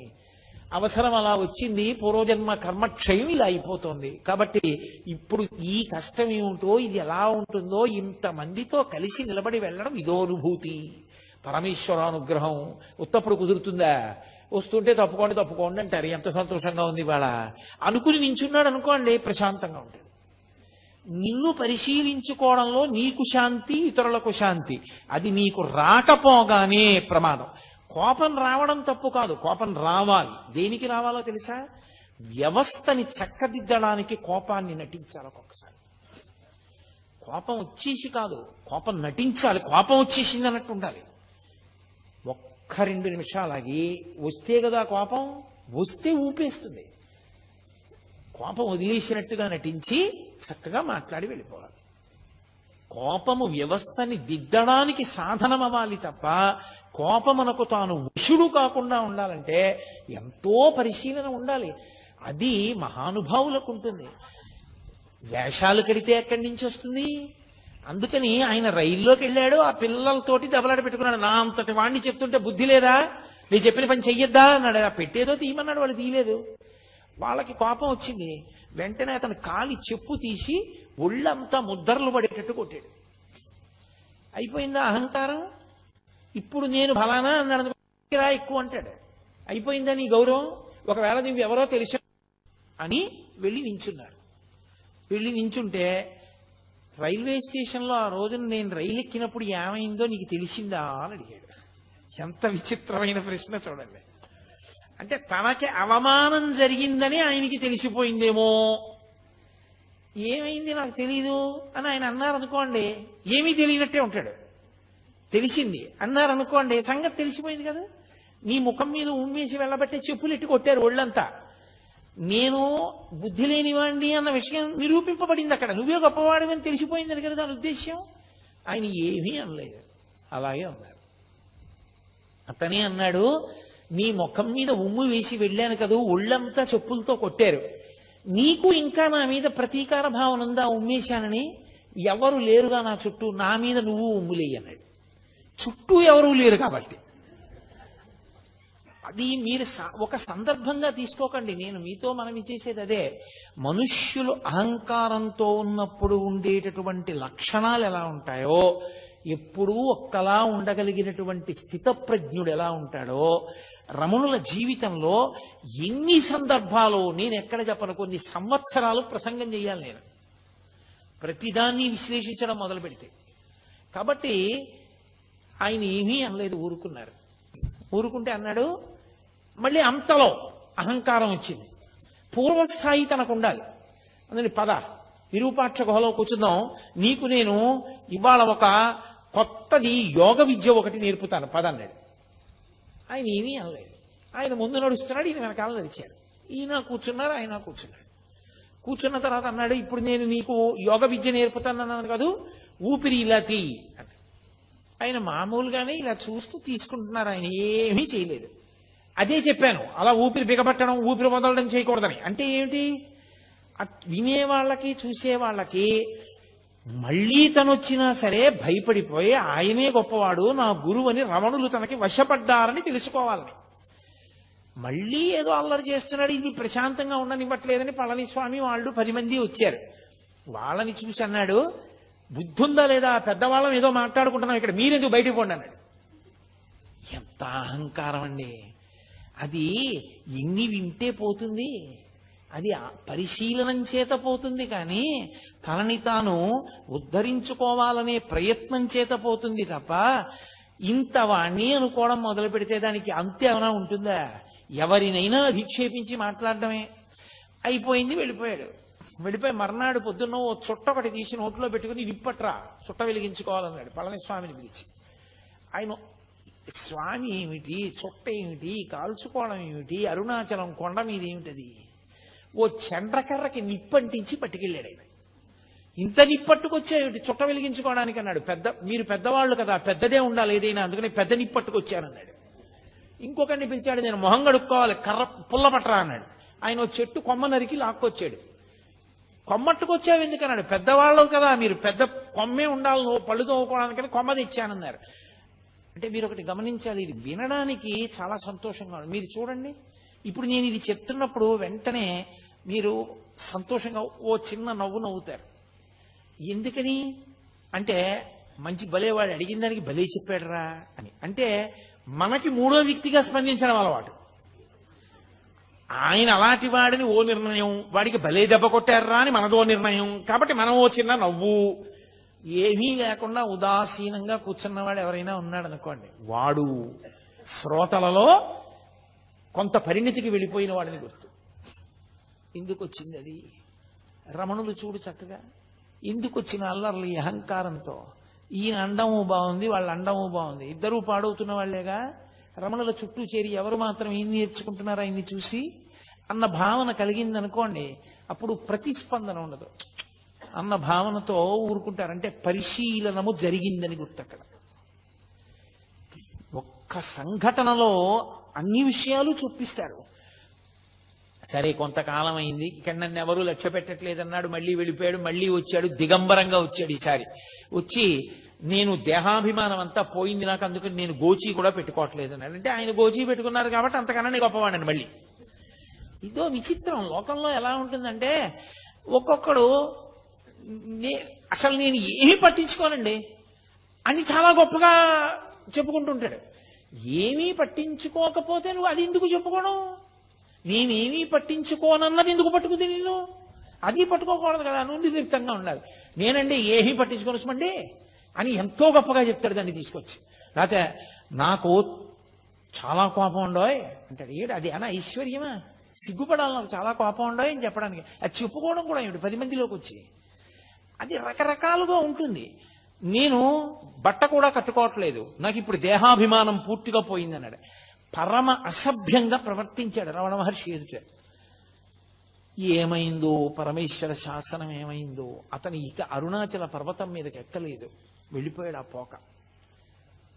పరమేశ్వరుడు ఇచ్చగించలేదని మనం అనుకోవాలి. ఇక వీడికి ఎంత సంఘం ఇచ్చినా వీడు మారడనుకుని ఉంటాడు ఈశ్వరుడు. ఈయన ముందు ఎందుకిది, ఈ అల్లరంతా ఎందుకు అనుకుని ఉంటాడు. దానివల్ల రమణులలో ఏదో ఉద్వేగం వస్తుంది, రమణులకు ఏదో బాధ కలుగుతుందని కాదు. ఇక అతను రావడం మానేశాడు. ఇంకొకడు బయలుదేరాడు వచ్చి, నీకు నేను దత్తాత్రేయ మంత్రాన్ని ఉపదేశం చేయాలనుకుంటున్నానన్నాడు. ఆయన ఏమీ అనలేదు, అలా చూస్తున్నారు. నిన్న రాత్రి నాకు దత్తాత్రేయుల వారు కనబడ్డారు, నీకెళ్ళి మంత్రం చెప్పమన్నారు, అందుకు వచ్చాను, ఉపదేశం చేస్తాను రా అన్నాడు. ఆయన అలా చూస్తున్నారు. ఏ కష్టంగా ఉంటుంది మంత్రం అనుకుంటున్నావా? చిన్నదే, పెద్ద కష్టమేం కాదు, చెప్తాను, ఆ మంత్రం జపం చేయి అన్నారు. ఆయన అన్నారు, ఇంకా వింటలేదు, రా రా రా అంటున్నాడని. ఆయన అన్నారు, మీకు కనపడి ఉపదేశం చెయ్యమన్న దత్తాత్రేయుల వారు నాకు కనపడి ఉపదేశం పుచ్చుకోమంటే పుచ్చుకుంటానన్నారు. అతనికి ఎక్కడలేని కోపం వచ్చేసింది. అంటే నేను దత్తాత్రేయుల వారు చెప్పకుండా వచ్చాను అనుకుంటున్నావా? చేయించుకుంటావా చేయించుకోవా ఉపదేశం అన్నారు. ఆయన ఏమీ మాట్లాడలేదు. నీకేం కీర్తి ప్రతిష్టలు ఉండవు, నువ్వు ఏమీ గౌరవం లేనివాడివి అయిపోతావు అని చెప్పి అతని దగ్గరికి ఎందుకు వెడతారు? అతనికి ఏం తెలియదు, అతనికి ఒక మంత్రోపాసన కూడా లేదని చెప్పి వచ్చిన వాళ్ళందరికీ ప్రచారం చేసేవాడు. సూర్యబింబానికి ఒక అరిచెయ్యి అడ్డు పెడితే దాని యొక్క తేజస్సుని ఆపగలమా? ఆయన అన్నిటినీ దాటిపోయిన మహానుభావుడు. మంత్రోపాసన ఎవరు తీసుకుంటారు? ఆయన స్థాయిని పొందడానికి మంత్రోపాసన ఒక సాధనం. ఆ స్థాయికి వెళ్ళిపోయిన వాడికి ఇక మంత్రోపాసన ఏమిటి? కడుపు నిండిన వాడికి అన్నం ఏమిటి? దాహం తీరిన వాడికి మంచినీళ్ళు ఏమిటి? నిద్ర లేచిన వాడికి మళ్ళీ నిద్ర ఏమిటి? అది అవగతం లేకుండా, దాని మీద అవగాహన లేకుండా మేము గొప్పవాళ్ళం అనిపించుకోవాలని తాపత్రయంతో వచ్చి అక్కడికి చేరిన వాళ్ళు అన్నీ విడిచిపెట్టేశామన్న పేరుతో ఎంతమంది ఉన్నారో చూడండి. ఇంతమందిని తట్టుకున్నారు. ఒక 100 మంది తాగి వచ్చారు రోజు. వచ్చి మేము ఎక్కడో దక్షిణ దేశంలో ఉంటాం, అగస్త్య మహర్షి గుహలోకి వస్తూ ఉంటారు, అక్కడికి మిమ్మల్ని తీసుకురమ్మన్నారు, అందుకని చెప్పి నిన్ను తీసుకెళ్ళడానికి వచ్చాను, లే నిన్ను ఎత్తుకుపోతాం ఇక్కడి నుంచి అన్నారు. ఏమిటి ఆయన ఏమీ ప్రతిస్పందన లేదు, అలా చూస్తున్నారు. పళనిస్వామి వాళ్ళు అందరూ చుట్టూ కూర్చుని ఉన్నారు. వాళ్ళందరూ ఒక్కసారి బుద్ధుందా లేదా అని తిరగబడేసరికి 100 కూడా పలాయనం చిత్తగించారు. ఎంత మందితో ఎన్ని ఇబ్బందులు! మన దృష్టికోణంలో అయితే ఇవన్నీ ఇబ్బందులు. భగవాన్ రమణుల దృష్టికోణం అయితే లోకం యొక్క పోకడ. ఆ స్థాయికి చేరకపోతే అలా ఉంటుంది. మీరు చూడండి, లోకంలో ఒక స్థితి ఉంటుంది. అమ్మ కడుపున పుట్టినటువంటి పిల్లే అమ్మ అన్నం తింటోంది అనుకోండి, అది కొత్తగా ఎవరో బంధువుల ఇంటికి వచ్చింది. అమ్మ దానికి కడుపు నిండా అన్నం పెట్టి కూర్చోబెట్టి టీవీ చూడవే అని ఏదో బొమ్మలు కనపడేటటువంటిది పెట్టి చూడమంది. అమ్మ అన్నం తింటోంది, 4 ముద్దలు తినలేదు. ఇది వచ్చేసి అమ్మ నువ్వు వచ్చేయి, అమ్మ నువ్వు వచ్చేయి, అమ్మ నువ్వు తొందరగా తినేసి వచ్చేయి, తొందరగా తినేసి వచ్చేయి అని తల్లిని పీకు తినేసి తల్లి తొడక్కి కూర్చుంటుంది. దాని పోరు పడలేక అమ్మ గబగబా తినేసి వెళ్ళిపోతుంది. ఈ పిల్లే అమ్మని అన్నం తినివ్వకుండా చేసింది. చాలా మంది పిల్లలు చూడండి, తల్లులకు బాగా తెలుస్తుంది. తల్లి అన్నం తింటున్నప్పుడే వాళ్ళకి మరుగుదొడ్డి అవసరం వస్తుంది. అమ్మ నించుంటారు అంతే. ఆ తల్లి గవ్వ చేయి కడుక్కుని పాపం వెళ్ళి వాళ్ళ అవసరం తీర్చి మళ్ళీ వస్తుంది. ఏం చేయిస్తుంది? ఏదో మళ్ళీ కొంచెం తిని ఆ కడుపు నిండిపోయింది అనిపించుకుంటారు. కొడుతుందా పిల్లల్ని? అసహించుకుంటుందా? ఏంట్రా ఇంత యుక్తాయుక్త విచక్షణ లేకుండా ఈ పిల్లలు ఎప్పటికి పెద్దవాళ్ళు అవుతారా?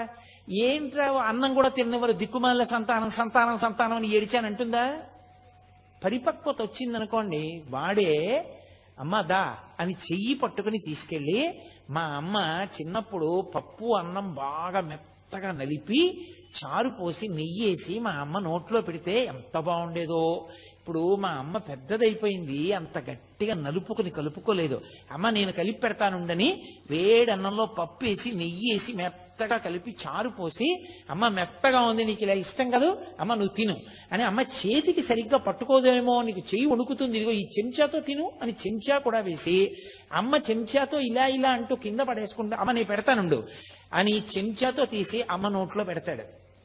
ఒకనాడు అమ్మ అన్నం తింటుంటే మరుగుదొడ్డికి అవసరం వస్తోందని అమ్మని తినకుండా చేసిన పిల్లాడే పరిపక్వత వస్తే కలుపుకోలేని అమ్మకి చారు బువ్వ కలిపి నోట్లో పెట్టాడు.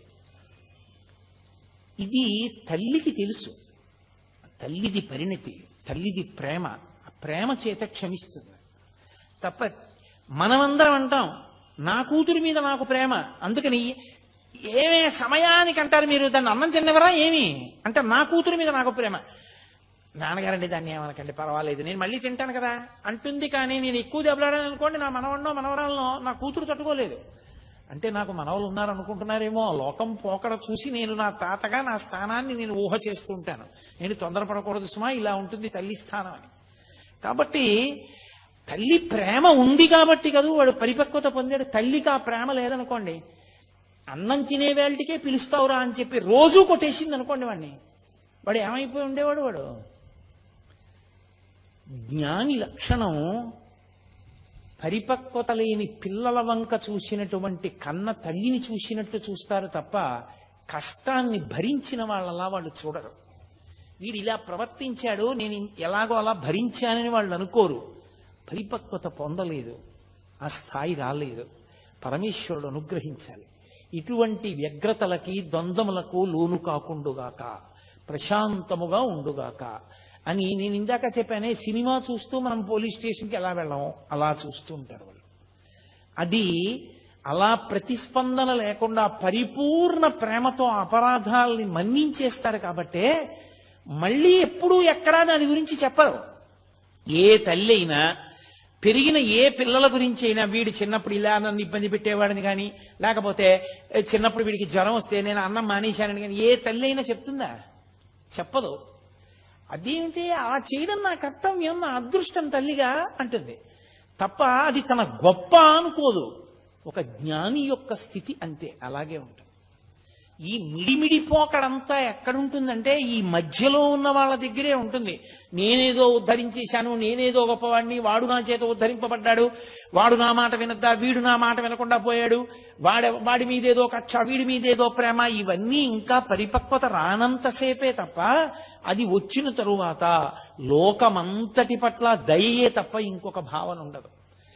ఒకరితో సంగం ఉండదు, ఒకరితో ప్రీతి ఉండదు, ఒకరి పట్ల అప్రీతి ఉండదు. వీళ్ళు మా అమ్మ అందుకని ఏదో ప్రేమ, వీళ్ళు మా అమ్మ కాదు అందుకని వాళ్ళ మీద తక్కువ భావన, అలా ఏం ఉండవు. అన్నీ ఈశ్వరుడే. అందుకే స్వయంగా అలగమ్మ గారే వచ్చారు. ఒకసారి తిరుపతి వెళ్ళి అలగమ్మ గారు వచ్చారు. పాపం ఆవిడ ప్రారంధ కర్మ కష్టాలన్నీ అలగమ్మ గారికే వచ్చాయి. ఆ పెద్ద కొడుకు నాగస్వామి శరీరం వదిలిపెట్టేశాడు. ఆ చిన్నవాడు పాపం, ఆ పిల్లవాడు ఆ మూడో సంతానం, రెండోవాడు వెంకటరామన్ రమణ మహర్షి, మూడో పిల్లవాడు ఆ నాగసుందరం. ఆయన ఏదో ఒక దేవాలయంలో గుమాస్తాగా చేరి ఉన్న ఇల్లు కూడా అమ్మేసుకున్నారు. ఆ పిల్లవాడు కష్టపడి ఆ ఇంటినంతటినీ పోషిస్తుండేవాడు. ఏదో ఆవిడ తిరుపతి క్షేత్రానికి వచ్చి స్వామి దర్శనం చేసుకుని దగ్గర కదా అని అరుణాచలం వెళ్ళి ఈ పిల్లవాడిని చూసింది. చూసి ఎంతో ఏడిచింది. మొట్టమొదటిసారి వెళ్ళినప్పుడు ఎంత ఏడ్చిందో 2 రోజులు కొడుకుని వచ్చిన చిత్రం ఏమిటో తెలుసా? పినతండ్రి కూడా గుర్తుపట్టలేదు, కానీ పెద్ద పెద్ద గోళ్లు పెరిగిపోయి ధూళి ధూసరమైన శరీరంతో గోచి పెట్టుకుని ఒక బండ మీద వెల్లకిలా పడుకుని ఉన్నారు. అలగమ్మ గారు వెళ్ళేటప్పటికి రమణ మహర్షి చూడగానే గుర్తుపట్టింది అలగమ్మ గారు. ఎంత ఏడ్చిందో, అంత తల కొట్టుకుంటున్నా ఏడుస్తున్న స్వామి మాత్రం పరమ ఉదాసీనంగా అలాగే ఉన్నారు. ఏ ప్రకంపనలు లేవు ఆయనలో, ఏ భావస్పందనలు లేవు. చుట్టూ ఉన్న వాళ్ళ అయ్యో అమ్మంటోందంత ఏడుస్తోంది, కనీసం జవాబు చెప్పద్దా అన్నారు. ఆయన నోటితో మాట్లాడితే కదూ, ఓ కాగితం ఇమ్మని దాని మీద వ్రాశారు. కర్త ఎవరి ప్రారబ్ధానుసారం వారిని ఆడిస్తూ ఉంటాడు. మనం కావాలనుకున్నవి జరగాలని లేదు, జరగాలనుకున్న వాటిని మనం ఆపలేము. కాబట్టి ఏది ఎలా జరుగుతుందో దానిని అంగీకరించడమే సర్వ విధముల శ్రేయస్కరము. అదే మొట్టమొదటి ఉపదేశం. ఆయన జీవితంలో వ్రాతపూర్వకంగా కాని నోటితో కాని చేసిన మొట్టమొదటి ఉపదేశం అదే. కాగితం మీద వ్రాసి అలగమ్మ గారికి ఇచ్చారు. ఇక ఈ పిల్లవాడు రాడు, ఈ పిల్లవాడి యొక్క స్థాయి వేరని ఆమె స్థాయిలో ఆవిడ ఏమనుకుంటారు ఒక తల్లిగా? ఏమిటో కొడుకుని ఇంత కష్టపడ్డాను, పెంచాను, పెద్ద చేశాను, ఇలా అయిపోయాడు అనుకుని పాపం ఆవిడ వెళ్ళిపోయారు. ఆ తరువాతి కాలంలో మళ్ళీ ఆవిడికి ఇంకా జీవితం మీద విరక్తి వచ్చింది. విరక్తి రావడానికి కారణం కూడా భగవంతుడు అందుకే ఒక్కొక్కళ్ళకి ఒక్కొక్కటి ముందే ఇచ్చేస్తాడులా ఉంది. ఆవిడికి దక్షిణామూర్తి స్తోత్రం, వేదాంత స్తోత్రాలంటే ఇష్టం ఉండడం, ఎప్పుడూ వాటిని మననం చేయడం, ఆవిడికి కొన్ని వేల వేదాంత సంబంధమైన పాటలు నోటికొచ్చుట అలగమ్మ గారికి. అవన్నీ పాడుకుంటూ గడిపేవారు. ఆవిడ ప్రారంధం ఏమిటంటే ఆఖరికి ఆ మూడో కొడుకు నాగసుందరంకి పెళ్లి చేశారు. ఆ పెళ్లి చేస్తే పెద్దవాడు అసలు సంతానం లేకుండానే ఆయన శరీరం వదిలేశాడు నవయవ్వనంలో ఉండగా. ఇక మూడోవాడు పెళ్లి చేశారు, ఓ కొడుకు పుట్టాడు, భార్య చనిపోయింది. చనిపోతే పాపం ఆ చిన్న పిల్లవాడిని ఈయనేం పెంచగలడు? తీసుకెళ్లి మళ్ళీ పినతండ్రి గారి భార్య జానకి అమ్మాள் నెల్లియప్ప అయ్యర్ గారి భార్య జానకి అమ్మాள் గారికి ఇచ్చారు. ఆవిడ అప్పటికి వృద్ధురాలు అయిపోయింది. ఆవిడ ఏం పెంచగలదు పిల్లని? మళ్ళీ ఆ పిల్లాన్ని తీసుకెళ్లి ఆ పిల్లవాడి మేనత్త అలవేలుమంగ ఆఖరి పిల్ల, ఆ పిల్లకి ఇచ్చారు. ఆ పిల్ల ఏదో సాకుతోంది, ఎక్కడ చూసినా అప్పులు, తగిన ఉద్యోగమా లేదు, భార్య చచ్చిపోయింది, కొడుకునా ఎవరో పెంచుతున్నారు.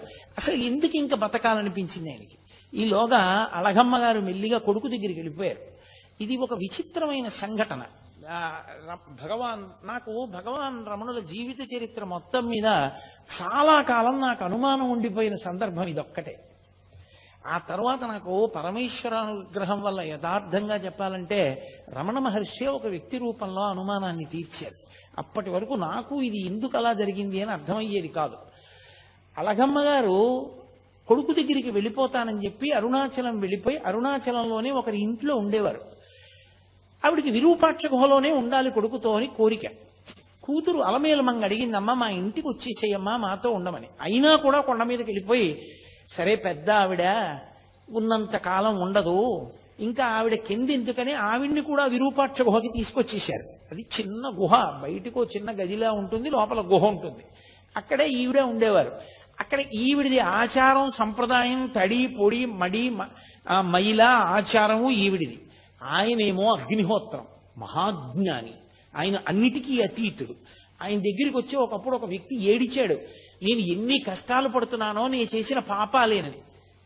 ఆఖరికి విని విని విని విని విని ఎప్పుడూ మాట్లాడని భగవాన్ రమణులు అన్నారు, అన్ని పాపాలున్నాయా నిన్ను బాధపెట్టడానికి అన్నారు. చాలా పాపం చేసేసానన్నాడు. నాకు ఇచ్చేస్తావా పుచ్చేసుకుంటానో, అప్పుడు నీకు శాంతమా అన్నారు. ఇచ్చేస్తాను పుచ్చేసుకుంటారా అన్నాడు. ఇచ్చేసేయన్నాడు.